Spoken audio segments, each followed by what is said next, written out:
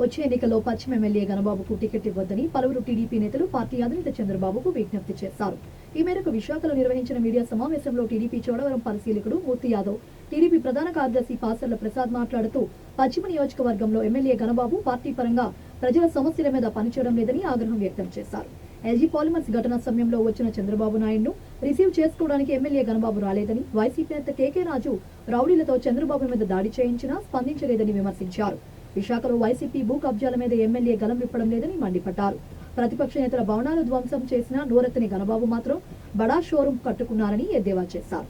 అధిష్టానం దృష్టికి అక్కడి కాపురు యాదవులకు దామాషా ప్రకారం ఎమ్మెల్యే టికెట్ ఇవ్వాలని కోరారు. టీడీపీకి మాజీ ప్రధాన కార్యదర్శి పాండ్రంగి జయరాజు మాట్లాడుతూ ఎమ్మెల్యే గణబాబు కార్యకర్తలను పూర్తిగా గాలికి వదిలేశారని విమర్శించారు.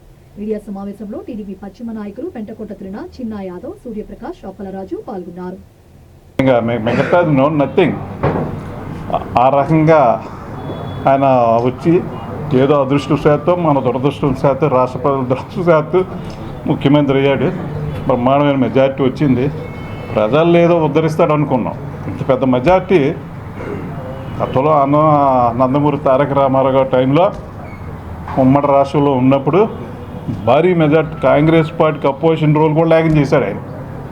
ఈయన దయ తెలిసి అపోజిషన్ రోల్ ఇచ్చాడు. ఆ ట్రాక్ ఇదేం కొత్త కాదు, మాకు గతంలోనే ఉంది.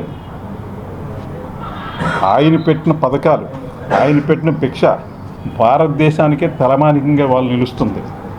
ఈ ₹2 బియ్యం కానీ, అప్పట్లో పంచి దోవత కానీ, పేదోడు గురి గుడిసెలో ఉన్న రోజులకి స్వస్తి చెప్పి వాళ్ళు పక్కా గృహ నిర్మాణం చేసి వాళ్ళు బీసీలు ఎస్సీలు అంటే హక్కుని చేర్చుకున్నాడు.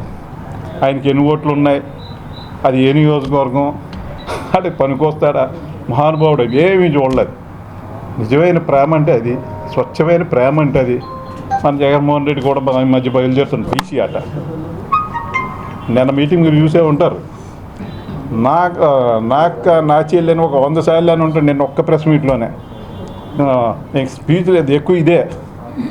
వాళ్ళు జుట్లు పట్టుకొని ఈడ్చి బస్సుల్లోని మరి అసభ్యకరంగా, మామూలు కూడా కదా లీగల్గా కూడా వాళ్ళ మీద చర్యలు తీసుకోవడానికి అవకాశం ఉన్న విధంగా వాళ్ళని బస్సుల్లో కుక్కి నడి రోడ్డు మీద బీభాతం చేసేసి దుశ్శాసన పర్వాన్ని చూపించాడు.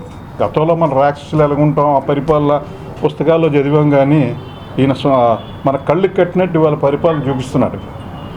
ఒక్క విషయంలో ఒక్కటి ఇన్ని వాగ్దానాలు చేశాడు, ఫుల్ ప్లెడ్జ్డ్గా ఒక్క పథకమైనా చేశాడా? ఎక్కడ చేయలేదే. అప్పులు తేవడం, రాష్ట్రాన్ని లూటీ చేయడం, ఇసుక ల్యాండు స్టాండు వైను మైను ఈ మాఫియాతోనే మొత్తం కాన్స్టెంట్. గతంలో చంద్రబాబు నాయుడు గారు రివ్యూ చేసేవారు ఆ శాఖ యాక్టివిటీస్ ఏం జరిగాయి, పెండింగ్ ఏమున్నాయి, రేపు ఏం చేయాలి, అసలు పలానా మంత్రి పలానా ఎంపీ అని గతంలో తెలిసేది. ఇప్పుడు ఎవడు ఎంపీయో ఎవడు ఎమ్మెల్యే 420 గ్యాంగ్ అంతా మన ఎత్తుని రుద్ది ఇప్పుడు చూశారు కదా. అది పని ఏంటంటే అంబటి రాంబాబు ఆయన ఇరిగేషన్ ఉన్నా తెలియదు అంటాడు, ఇరిగేషన్ మంత్రి. ఆ రోజు అని టూరిజం అని పేరు ఆ నోట్లో నేను వెళ్ళలేదు, ఏదో చెవుల్లోండి ఒకసారి రివ్యూ చేసి విశాఖపట్నం బ్రహ్మాండమైన టూరిజం స్పాట్ని గాలిలో కలిపేసి ఆవిడే స్టేజ్ డ్యాన్సు, అంబటి రాంబాబు మేము స్ట్రీట్ డ్యాన్సు. నేను చెప్పలేదు కదా, నా పేరు విఎస్ఎన్ మూర్తి యాదవ్, రాష్ట్ర కార్యదర్శి, చోడవరం నియోజక పరిశీలకుడిగా ఉన్నాను. ఎన్నికల వరకు మా బాధ్యతలు అక్కడే. ఇప్పుడు రోడ్ల కోసం గతంలో చెప్పేవాడు, మేఘల మీద ఆదేశాలు ఇచ్చి అద్దంలా రోడ్లన్నీ చేసేయాలన్నాడు. అర్థమే.